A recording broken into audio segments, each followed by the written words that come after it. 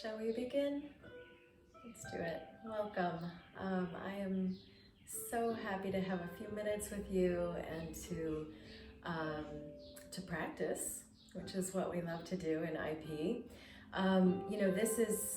It's such an important time right now to be practicing as we're in the pre-summer solstice gate. It's our last group time together where we'll be practicing in the season of spring. So right away, allow yourself to get as comfortable as possible in the chair that you're seated in. You'll only need to be seated for today's meditation and for today's session. And bring both of your hands to your heart and thereby rest into the wider perspective of your heart. Resting into the wider perspective of your heart. So we're entering this super significant time, and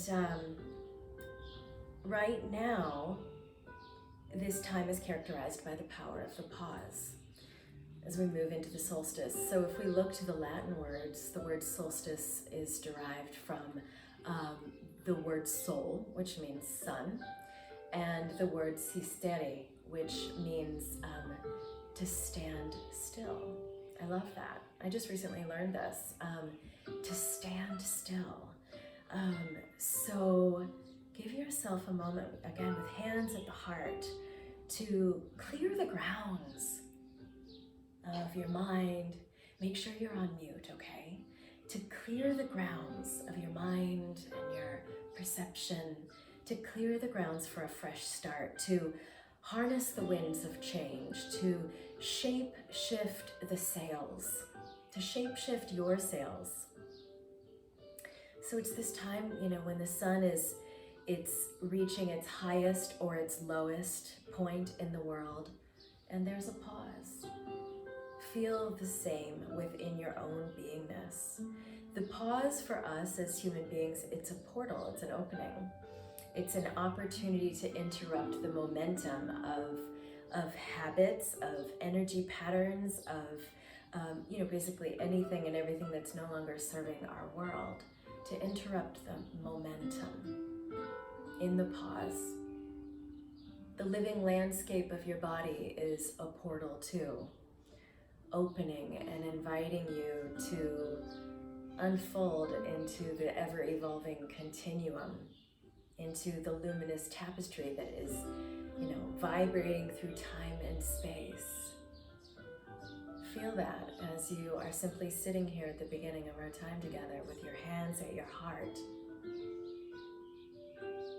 The luminous tapestry that's vibrating through time and space, it's vibrating through every cell, every animal, every forest, every star, and every story. A story as vast as the universe that's weaving you, that's weaving me right now with threads of profound and ever available simplicity. Profound, available simplicity. Feel yourself settling into the power of that pause.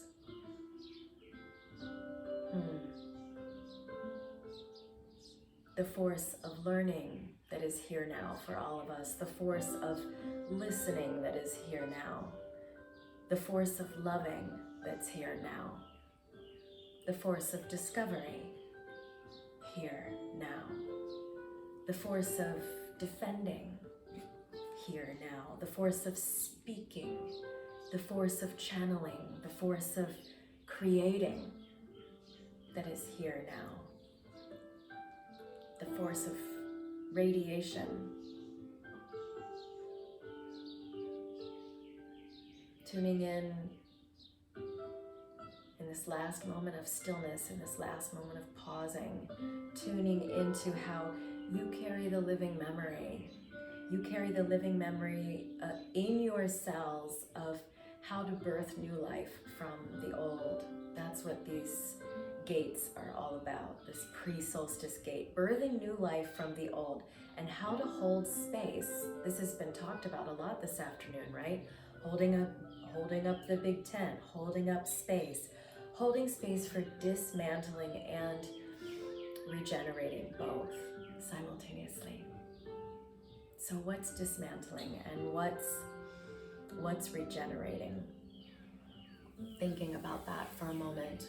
So I'm going to bring a story in for us as part of our meditation, but before I tell you the story, I want to give you a mudra. Okay, so there's going to be an activation aspect to the meditation, and I want you to be able to simmer in that in stillness while I tell you the story. So this is the gutka mudra. Okay, so the gutka is the stopping lever that's part of the Persian water wheel that's used in the Orient. So the gutka, it can take the weight to reverse the balance. So the gutka is, it's what can stop the water wheel. So we're using this mudra to help us access the power of the pause and to stand still, si steady, to stand still and to engage in noticing and to engage in transformation. So the mudra goes like this. You're going to use your thumbs to pull down your ring finger and thereby also your pinky finger. And then you're going to lift at a diagonal. So we've got diagonal force. Again, all those forces I just named. You're going to lift the middle finger and you're going to press down the index finger, okay? So that's what it's going to look like. And it should feel very energizing right out of the gate. So it's this mudra that is creating the power of the pause, and it's taking the weight so as to reverse the balance wherever that may be needed in your psychogeography, in your habits, in your relationships, and so forth at every level. Okay, so you're going to extend the mudra out, have the hands at the level of the shoulders, and have the forearms parallel to the floor. And then you can close your eyes while you listen to the story. And there is a bit of breathing to focus upon. I want you to breathe in through an O shape in the mouth. So this is an iteration, a very subtle iteration of a cooling breath that we can do that's a little bit more discreet than using the tongue or sticking the tongue out. This is a cooling breath, which is appropriate as we transition into summer. So as your inhalation is moving across the coolitude of the tongue, it's creating that natural air conditioning effect that's going to cool off your body a little bit.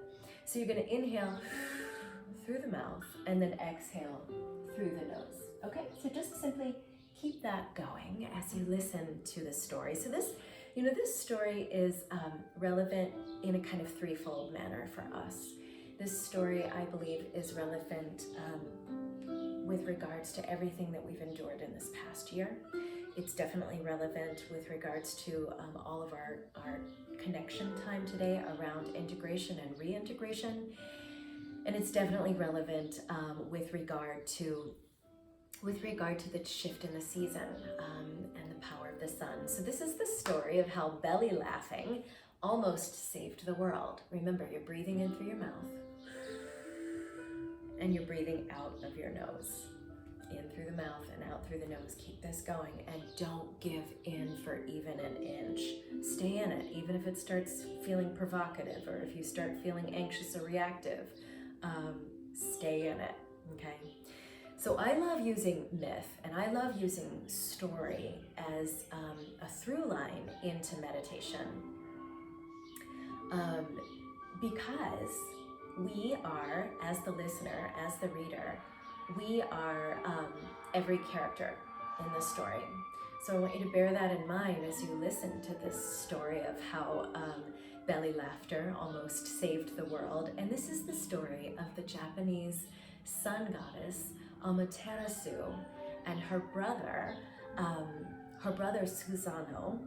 And legend has it that Amaterasu, who is the goddess of the sun, but she's also the goddess of weaving, and she's the goddess of kindness, and she's the goddess of beauty. Legend has it that during a period of time in Amaterasu's relationship with her brother, that there was really quite a lot of discord. And this was the time that followed the death of their mother. Amaterasu had a lot of understanding, though.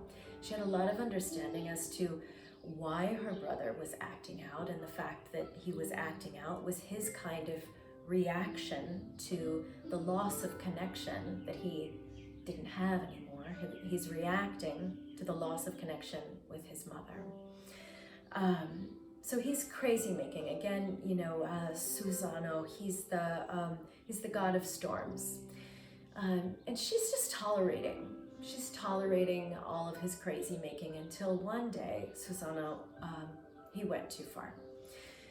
And he killed a horse and he dropped it down the chimney of the house where Amaterasu and her companions were sitting and weaving the garments of the gods. And not only did it create an immense amount of chaos, in fact, it actually killed one of her companions, and she had had enough of tolerating the crazy-making nature of her brother. And so Amaterasu packed up her things and moved herself into a cave where she was safe, and the inside of the cave was luminous, and she was away from danger, and the world became very dark. The world became so dark that the food stopped growing and the plants stopped growing, and people couldn't see where they were, even though Amaterasu was safe in the cave. She had pulled a giant boulder in front of the opening of the cave to seal herself off. And immediately it said that 8 million gods and goddesses formed a task force to bring light back to the world and to save the world. And they knew that in order to convince Amaterasu to come out of her cave and to bring the light of the sun back to the world, that they were going to have to probably trick her, and that they were going to have to probably seduce her into believing that they had found a replacement for her. And so it's said that they created a mirror, what is believed to be the first mirror, and they hung this mirror on the tree that was directly across from the opening of the cave where Amaterasu had tucked herself away in.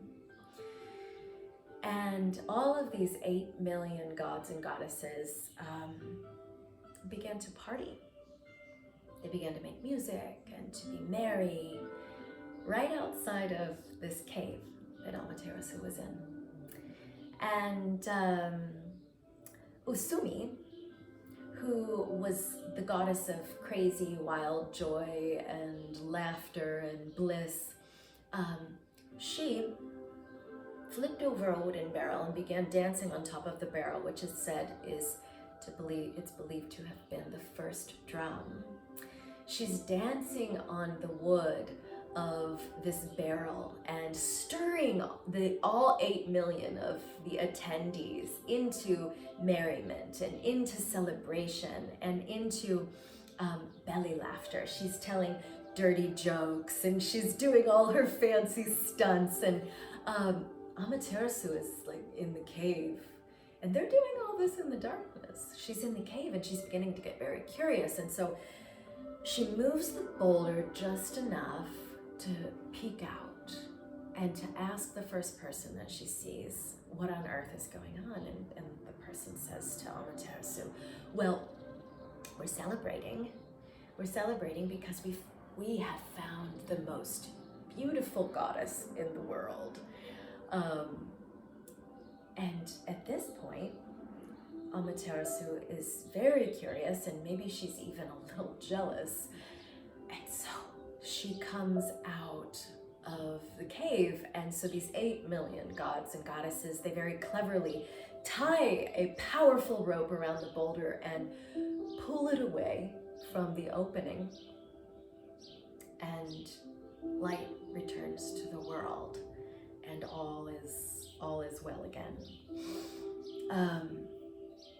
And so there's so much for us to contemplate in this story about the Japanese goddess of the sun and her cloistering away in the cave, creating a home in the cave, right?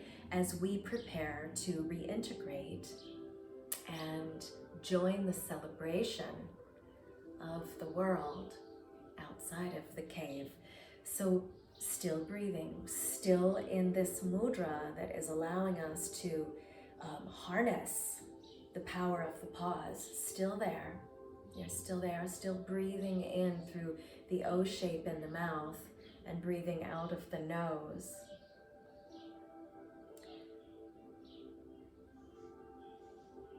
Some questions for us to reflect upon, as first of all, when Amaterasu steps out of the cave and she sees her own reflection in that mirror that they cleverly hung right across from her.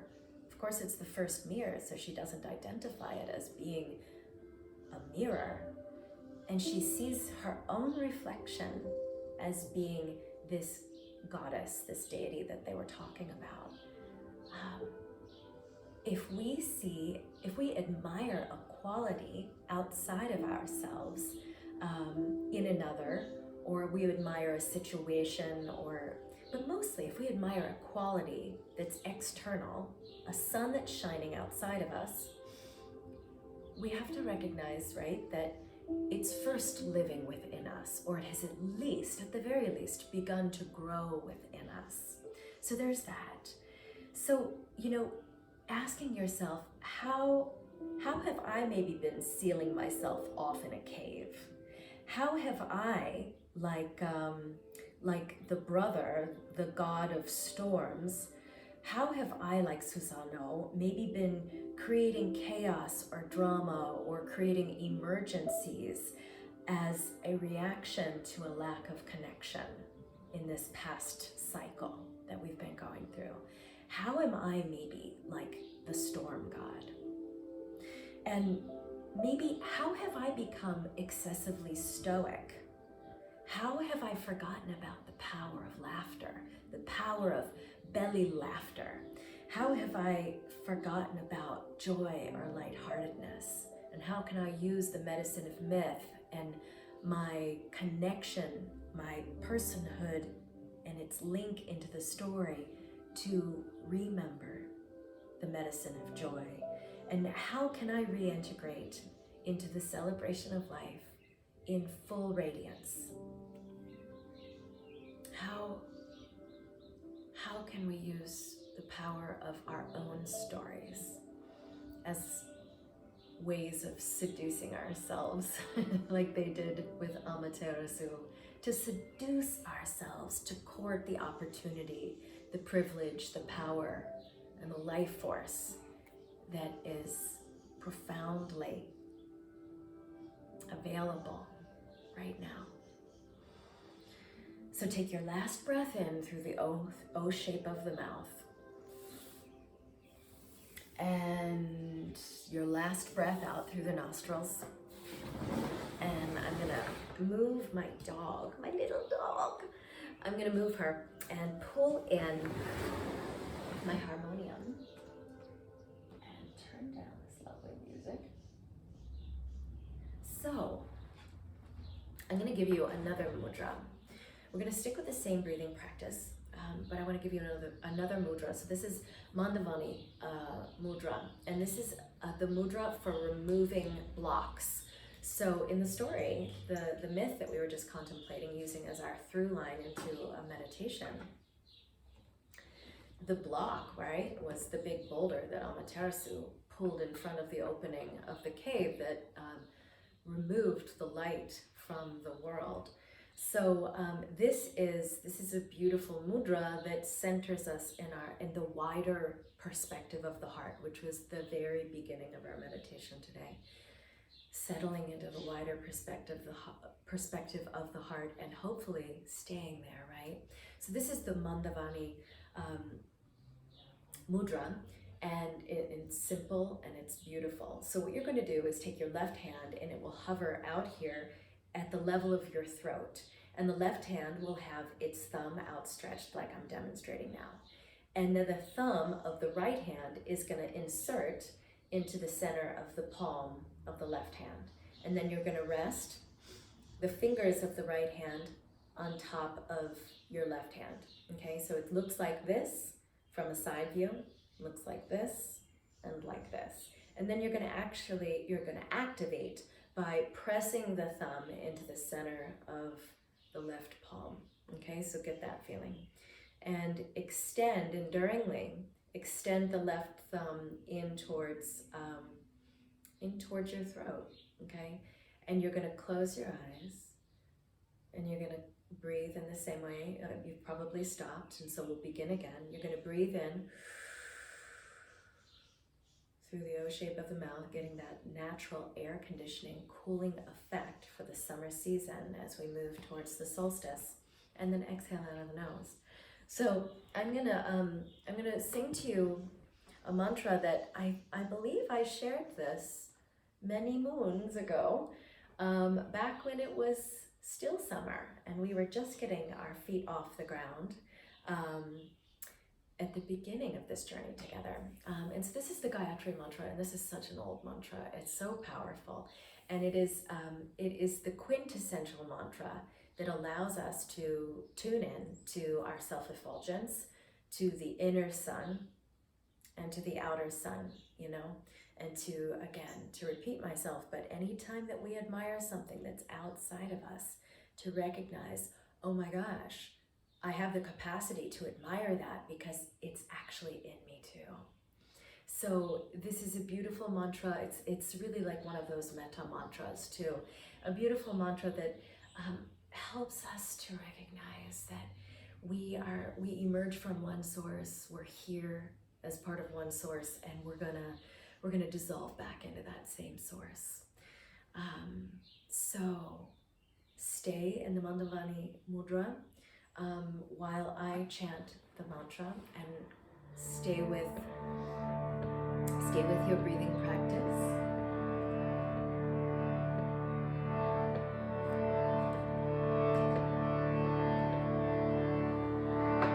The dog is wiggling around. Hold on, bear with me. I'm gonna attempt to evict my little friend. Okay. Sometimes it's really hard to play a harmonium when you have a dog in your lap.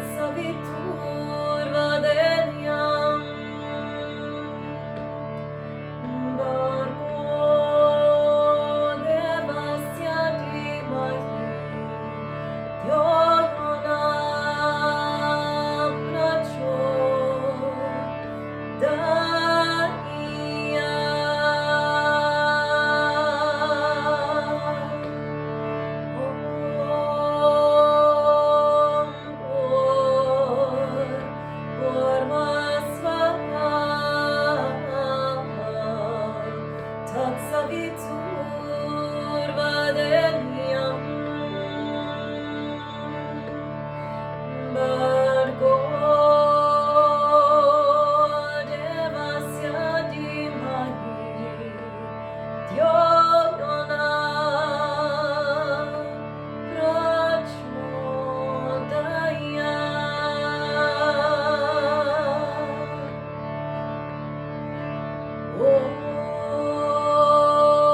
Om Bhurvasvaha Tatsaviturvarenyam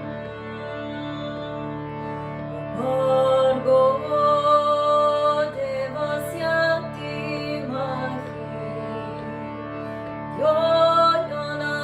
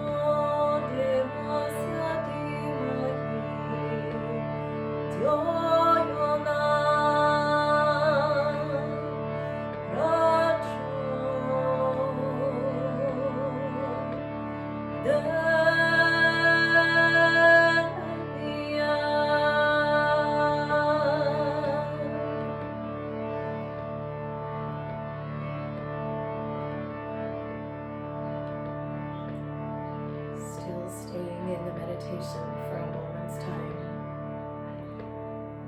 In the power of the pause, in the force of the mudra, in the medicine of the breath, just simply standing still, to stand still. Si stay, to stand still. This is the medicine of this solstice gate that we're in. Come here. Tuning into the pause. And in doing so, we remember that we are nature. That we are the unfathomable force. And that force is moving within us and all around us. And that it's not all up to us, right? So take your last inhale through the circle shape of the mouth.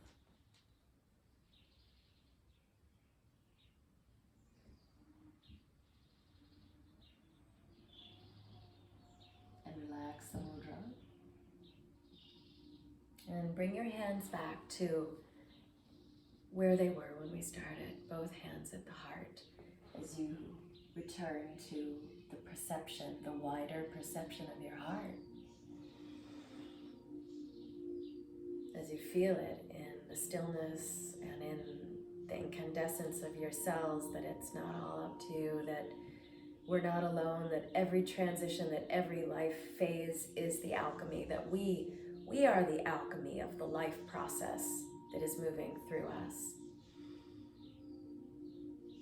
So if your eyes are open, close them, and on the screen behind your closed eyes, see your mind-body system.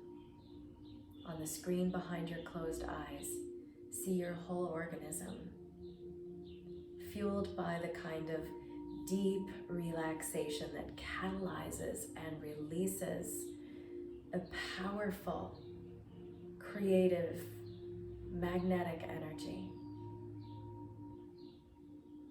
Feel yourself fueled by deep relaxation in this moment.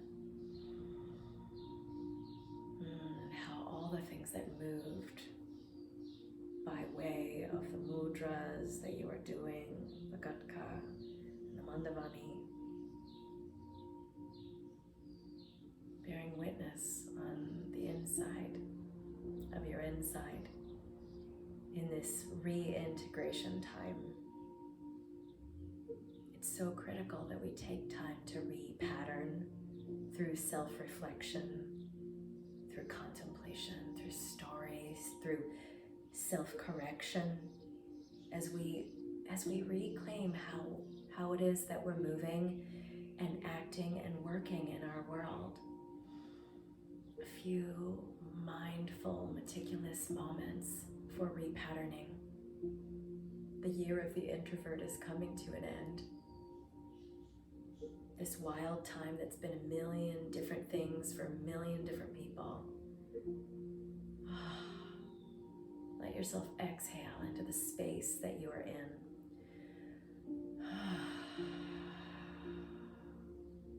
Exhaling into that space, thereby holding an even bigger space. Bringing your determination, bringing your devotion to how all of it is intersecting within you. In this living moment, you are the alchemy. Let yourself lean in, hands at the heart, leaning in to the power of receptivity, and how in the receptive state, the whole world comes to you and it comes through you as you. The whole of it all coming through you. Remember, what you are creating is creating you. What are you creating right now? What you are creating is creating you. And your creation, it is meditation, it is medication for yourself and your people and the world. What you are creating is creating you. What are you creating right now? Don't forget to edit your life regularly and even ruthlessly. I heard so much evidence of that happening in all of today's shares. Your life is your masterpiece, right? And in the editing process, we step into the new mindset so that we can passionately follow our hearts. From the wider perspective of the heart, we can prioritize peace, and we can blossom in every single imaginable way. Just breathing natural, being in the meditation, being in the moment, with full regard for where you have been and where you are going, with full regard for who you have been and who you are becoming, and with regard to where we've been and where we are going, and who we have been and who we are becoming. It's so important that our desire is stronger than our resistance as we repattern and reintegrate. Our desire must be stronger, must be greater than our resistance. This is a life equation to stay close to in every condition.